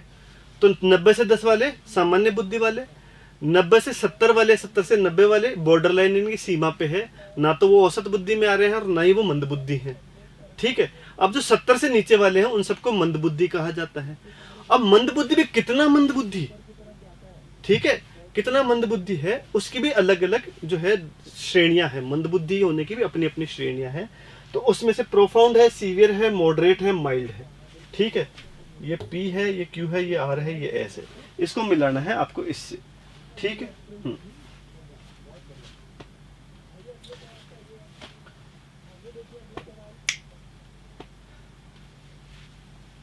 तो देखो इन सब में से अल्प शब्द जो है ना, अल्प शब्द, यानी कि इन सबसे तो सबसे कमजोर अल्प ही है, यानी कि सबसे बढ़िया जो सबसे ऊंची चीज है ना वो अल्प है।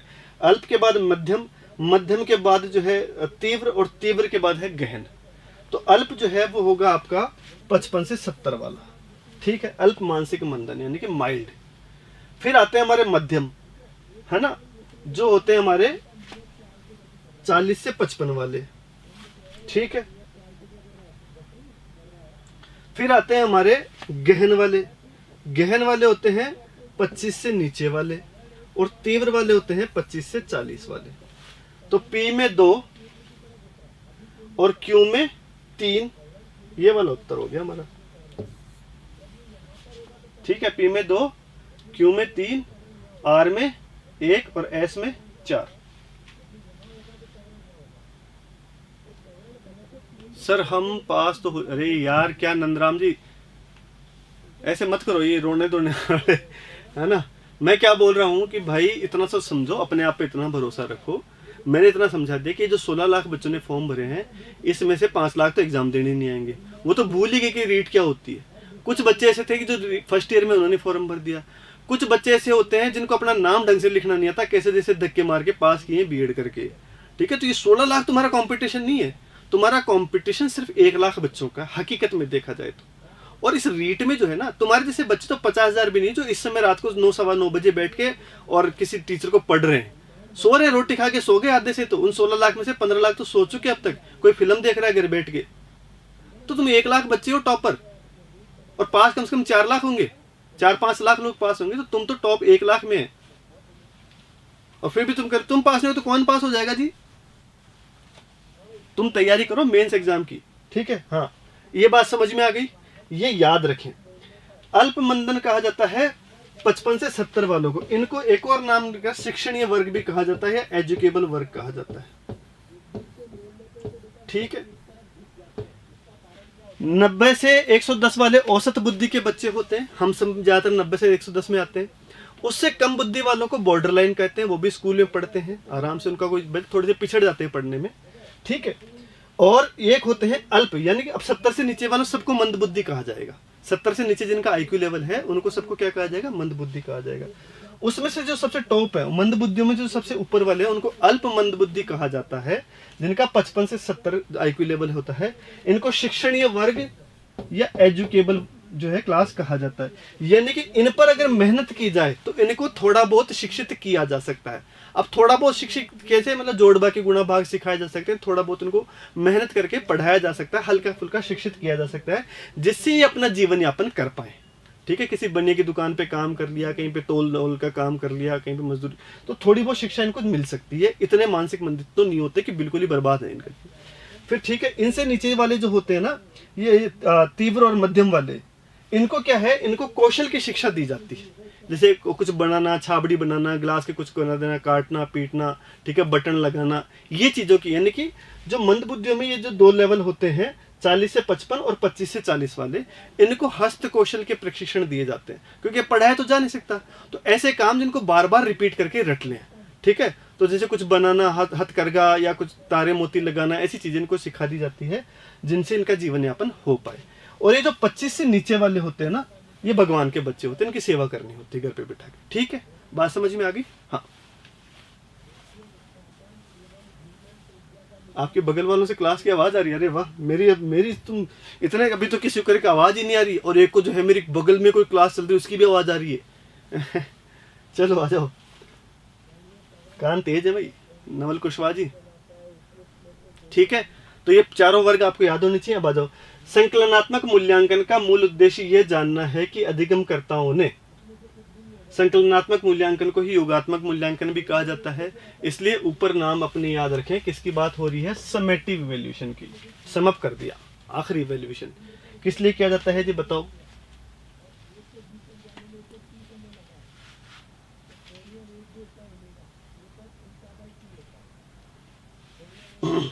देखो, मूल्यांकन का उद्देश्य क्या है कि बच्चे के व्यवहार में जो भी वांछित परिवर्तन चाहिए, वो परिवर्तन कितने आ गए हैं ये जांचना। ठीक है, ये पता लगाना, उसके अनुरूप कदम उठाना, ये मूल्यांकन का उद्देश्य है। ठीक है, तो बीच बीच में एक तो मूल्यांकन चलता रहता है जिसको एफए बोलते हैं, फॉर्मेटिव इवैल्यूएशन या रचनात्मक मूल्यांकन, ठीक है, या निर्माणात्मक मूल्यांकन। ठीक है, वो बीच बीच में चलता रहता है कि हमारा अधिगम जो है वो सही दिशा में जा रहा है कि नहीं जा रहा है, यानी वांछित परिवर्तन आ रहे हैं तो किस दिशा में जा रहे हैं। और फिर अंत में एक मूल्यांकन किया जाता है जिसमें ये पता लगाते हैं कि भाई अल्टीमेटली जो भी वांछित परिवर्तन हम सत्र में लाना चाहते हैं, वो वांछित परिवर्तन किस हद तक हमने प्राप्त कर लिए। तो अल्टीमेटली हमारा उत्तर क्या होगा? वांछित अधिगम प्राप्त परिणाम प्राप्त कर लिए हैं क्या बच्चे ने, ये जांचने के लिए किया जाता है। ठीक है, सभी मध्यावधि परीक्षणों को पास कर लिया है, ये जांचने के लिए योगात्मक मूल्यांकन नहीं किया जाता है। सभी परीक्षण और जो भी होम असाइनमेंट, होमवर्क पूरा कर लिया, सिर्फ इतना सा उद्देश्य नहीं होता है। पूरे पाठ्यक्रम में उपस्थिति दर्शाइए, ये भी उद्देश्य नहीं होता है। सबसे बड़ा उद्देश्य क्या है कि जो वांछित परिणाम हम चाहते हैं, उसके व्यवहार में जो वांछित परिवर्तन हम चाहते हैं, वो प्राप्त कर लिए हैं कि नहीं कर लिए, ये जांचने के लिए हम योगात्मक मूल्यांकन करते हैं। ठीक है, तो मतलब बब्बा है, बिल्कुल तासु गढ़वाल जी, बब्बा ही है उसका उत्तर। ठीक है जी, आ गया समझ में? हाँ, फ्लेंडर के अंतःक्रिया विश्लेषण का प्रयोग करते समय निम्नलिखित में से इस बात पर ध्यान कर। फ्लेंडर का FIACS पढ़ा होगा आपने, ठीक है। कुल मिला के फ्लेंडर क्या कहते हैं कि कक्ष की जो क्रिया है, अंतरक्रिया, कक्षा कक्ष की अंतरक्रिया किसमें? विद्यार्थियों में और शिक्षक है, उसके बीच की जो अंतरक्रिया हो रही है, जो टीचिंग लर्निंग प्रोसेस है कक्षा में, वो कैसी है, उस पर जो है मेन फोकस है, उससे मूल्यांकन किया जाना चाहिए। ठीक है, तो अल्टीमेटली इसका उत्तर क्या होगा? कक्षा में अंतरक्रिया। सिर्फ कक्षा का माहौल नहीं देखा जाना चाहिए, शिक्षक का व्यवहार या शिक्षक का व्यवहार, ये सब जो चीजें हैं ना, वो इसमें इंक्लूडेड है ऑलरेडी। अगर आप ओड वन आउट निकालना जानते, जिसको odd one out technology, odd one out यानी कि चारों में से सबसे अलग क्या चीज है ना, सबसे बड़ी चीज क्या है, ये अगर रीजनिंग आ गई तो उसका तुक्का भी सही जाता है, लगभग सही जाता है। ठीक है, तो अगर नहीं भी है तो ऑड वन आउट क्या है? कक्षा का माहौल, शिक्षक का व्यवहार, शिक्षक का व्यवहार और कक्षा में अंतरक्रिया। तो ये सारी चीजें तो इसमें शामिल है ऑलरेडी। कक्षा की अंतरक्रिया में शिक्षक का व्यवहार भी शामिल है, बच्चों का व्यवहार भी शामिल है, कक्षा का माहौल भी सब शामिल है। ठीक है, तो टीचिंग लर्निंग प्रोसेस जो है, कक्षा की जो अंतरक्रिया है, उसमें सब चीजें अपने आप ही शामिल है। और ये फ्लेंडर का उत्तर आपका ठीक है। हाँ, नहीं मेरे पास कोई समस्या नहीं अंकित जी, देखो बाकी सबको आ रही, सबसे पूछ लो आप। ठीक है, आपके पास समस्या आ रही है इसलिए आवाज में आपके साथ समस्या है। आ जाओ जी, 29वां प्रश्न, सेकंड लास्ट प्रश्न है ये। ठीक है, हाँ, शोधपरक अध्ययन के आधार पर सामान्यतः ये देखा गया है कि समस्यात्मक विद्यार्थियों से निम्नांकित युक्तियों के माध्यम से निपटा जा सकता है। इसमें सर्वाधिक उपयुक्त युक्ति क्या है? ठीक है,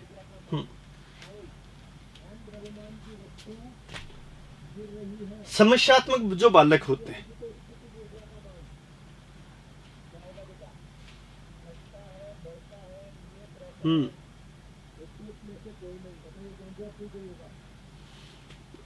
थॉर्नडाइक के बारे में बताएं इनको, और एक ने क्या कहा था अभी हमको, अपसारी अभिसारी चिंतन। चलो इसमें से उत्तर दे दो आप, ठीक है। हाँ, इसमें से उत्तर क्या होगा कि भाई समस्यात्मक बालक कौन है? जो कक्षा में उद्यम कर रहा है, कक्षा से बंक मार रहा है ना, अपने सहपाठी से लड़ाई झगड़े कर रहा है, या सो जाता है, या पढ़ाई में ध्यान नहीं दे रहा है ना, किसी को नोच दिया, किसी क्लास से भाग गया, रोज स्कूल नहीं आ रहा है, ठीक है। ऐसे बालकों क्या कहेंगे हम? समस्यात्मक बालक। तो ऐसे बालकों को क्या करें? या तो दंड दे दें तो सुधर जाएगा, या जो है पुरस्कार दे दें तो सुधर जाएगा। असफलता का भय दिखाते हैं। बिल्कुल सारे, सबका सब सही उत्तर है जिलास, ठीक है। शुद्धिपरक प्रतिपुष्टि। शुद्धिपरक प्रतिपुष्टि यानी कि जो काम उसने थोड़ा सा भी ठीक किया वहां पर उसको पुनर्बलन दो, प्रतिपुष्टि करो, ठीक है। हाँ, अरे आवाज बिंदास ही अपनी, ठीक है। बाकी ये सब कामों से काम नहीं होगा, जो थोड़ा सा भी अच्छा करे वहां पर उसको प्रतिपुष्टि दो, वहां पर अच्छा कराओ। जहां पे गलती है वहां पर उसको फीडबैक दो, जहां पे सही है वहां पर उसको पुनर्बलन दो। दैट इज शुद्धिपरक प्रतिपुष्टि। 30वां प्रश्न, आखिरी प्रश्न, निम्नलिखित में से कौन सा मानसिक स्वास्थ्य से घनिष्ठ रूप में जुड़ा हुआ है? दोबारा आ गया प्रश्न, ठीक है। तो हमारा उत्तर यही था, ठीक है। हमारे प्रश्न हो गए टोटल 29 हुए, इसके अलावा तो हाँ। अब एक बच्चा कोई पूछ रहा था कि भाई हमको जो है सर वो बताइए आप किसके बारे में, अभिसारी और अपसारी चिंतन, ठीक है। देखो पहले तो है अभिसारी चिंतन।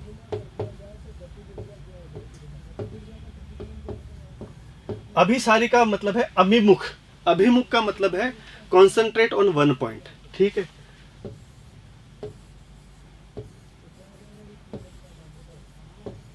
ये सब का मुख यानी सारा चिंतन जो है आकर एक पॉइंट पर केंद्रित हो जाए। यानी कि आपको बहुत सारे आंकड़े दिए हुए हैं, आपको एक निश्चित उत्तर पे पहुंचना है, ठीक है। बुद्धि का प्रयोग करते हुए आपको एक निश्चित उत्तर पर पहुंच जाना है, उसको कहते हैं आपका अभिसारी चिंतन। जैसे आप इन प्रश्नों का उत्तर दे रहे हैं तो आपके सामने बहुत सारे ऑप्शंस हैं, इन सबको कंक्लूड करके आप एक निश्चित कंक्लूजन पर, एक निश्चित उस पर पहुंच जाते हैं। ये होता है आपका अभिसारी चिंतन। इसमें आपकी बुद्धि काम में आती है, ठीक है। बात समझ में आ गई? जैसे मान लो आपने कोई घटना देखी, ठीक है, कि रेल पटरी पे एक प्लेटफॉर्म पे एक आदमी दौड़ रहा है, ठीक है। अब एक आदमी दौड़ रहा है तो ट्रेन खड़ी है ना, एक आदमी सामने खड़ा है, एक दौड़ रहा है, तो आप तुरंत एक कंक्लूजन पहुंचते कि शायद इसकी ट्रेन छूट रही है, एक कंक्लूजन निकला। इतनी सारी चीजों को देखकर आप अल्टीमेटली एक निष्कर्ष पर पहुंच जाते हैं, उसको कहते हैं अभिसारी चिंतन, ठीक है। अपसारी चिंतन यानी कि अपसृत होना, अपसृत होना यानी कि बाहर की ओर जाना, बह जाना, बाहर निकलना, ठीक है। हाँ, एक बिंदु से बहुत सारी चीजों के बारे में सृजन कर लेना, इसलिए इसको सृजनात्मक चिंतन के समकक्ष रखा जाता है। मैंने एक दिन पहले भी बताया था कि भाई मैं पूछूं कि इस पेन का क्या उपयोग किया जा सकता है, ठीक है। तो अब ये एक ही चीज है, लेकिन अब आप अपने दिमाग के घोड़े दौड़ाएंगे चारों दिशाओं में, निष्कर्ष नहीं निकालेंगे क्या क्या हो सकता है, और भी कुछ हो सकता है क्या, कि सर इससे ना बच्चों को ऐसे करके सजा दी जा सकती है उंगली में डाल के, कोई के सर इससे ना पजामे में नाड़ा डाल लेंगे, कोई के सर इससे दूध जो है दूध में चीनी घोल सकते हैं, कोई इससे कान साफ कर सकते हैं इससे, ठीक है, कोई नाक साफ कर सकते हैं इससे, कोई कैसे किसी की ऐसे सिर में मार सकते हैं इससे, ठीक है। तो ये क्या है? सृजनात्मकता है आपकी। जितनी तरह से आप विविध तरीकों से सोच सकते हैं एक ही बिंदु पे। इनसे निबंध लिखना है आपको, निबंध लिखने में क्या यूज करेंगे आप? अपने अपसारी चिंतन का उपयोग करते हैं, अपने अपसरण करते हैं, अपने दिमाग के घोड़े दौड़ाते हैं, चारों तरफ सोचते हैं कि क्या क्या हो सकता है इसमें, ठीक है।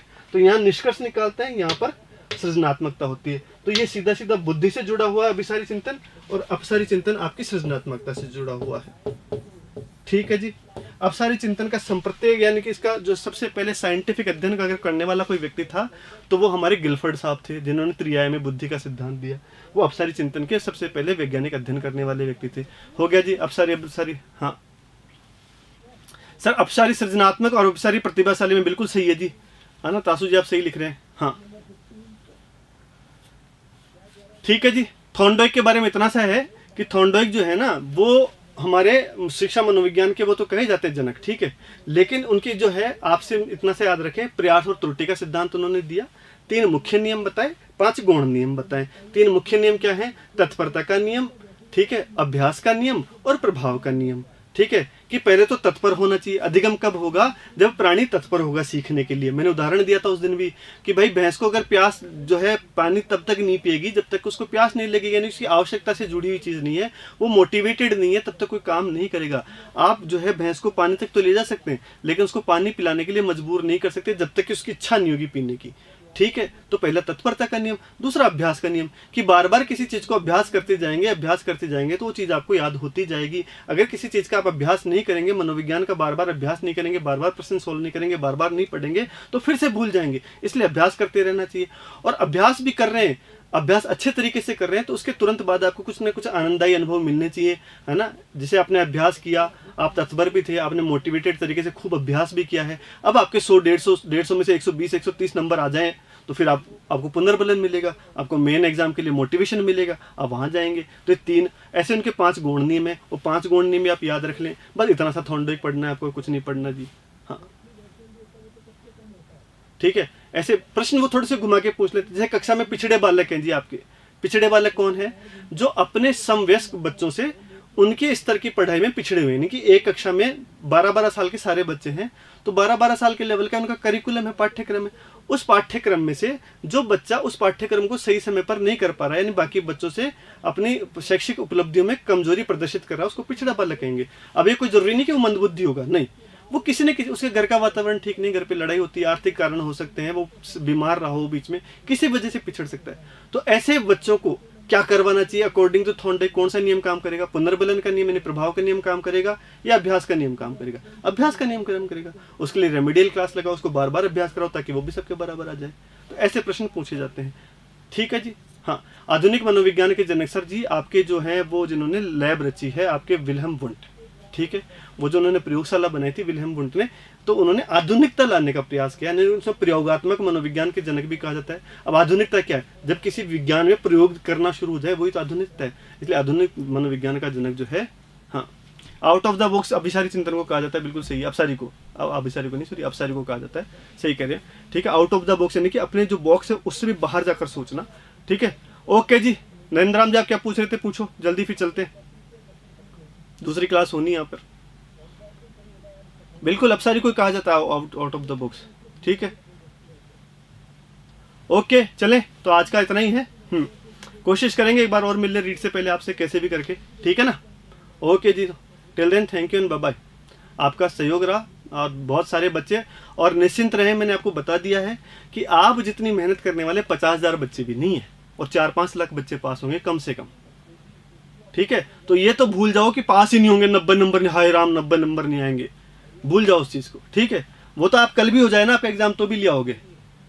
हाँ ठीक है, ओके जी, चलो ठीक है, बाय बाय।